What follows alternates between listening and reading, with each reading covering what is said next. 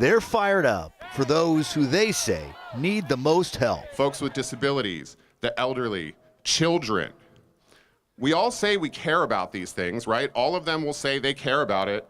Well, then put your money where your mouth is, literally. From a grandmother worried about childcare. It's frustrating that our state has not figured out how to support working families. To a former county jail inmate. I was addicted to drugs and incarcerated. Bronnie Lemke was also pregnant. I had him on methadone pretty much, and so I was one of the lucky ones who he was not born with any side effects or anything. But state services paid for her son Ashton's child care while she battled addiction and attended school, all thanks to the state. We were able to grow together. He got to start learning his social emotional learning while I got to get my high school diploma, and now I'm getting my college associate's degree. These demonstrators are worried funding for state programs could be reduced or eliminated in looming budget cuts.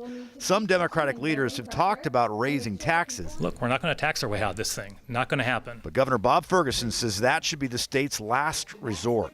He's proposed cuts across state services, from child care to food banks and universities. Lawmakers are deciding this week whether or not to make devastating cuts to the services that we all rely on. Those who could lose their jobs or have relied on state benefits before don't want to think about what an all-cuts budget would mean for them or their families. I would probably just be sitting at home living off of other types of state funding, not bettering myself or my family. So those folks are calling for new taxes, and the state senator who spoke at that rally today, Senator Noel Frame from Seattle, a Democrat, she told the crowd she thought they'd, quote, be quite pleased with the budget proposals coming out next week, perhaps a little tease to what we're going to see. Of course, for any budget to pass, Governor Bob Ferguson needs to sign it. So we'll see what happens. The session's set to go until late April. Joyce? And Drew, explain for us what's happening tomorrow on the budget.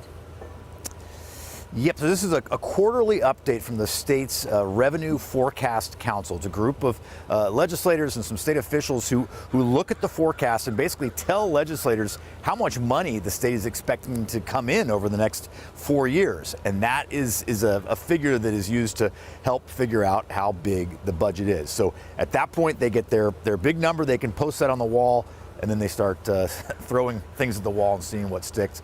We're expecting to see those budget proposals early next week. All right. Drew Mickelson reporting for us from Olympia. Thank you.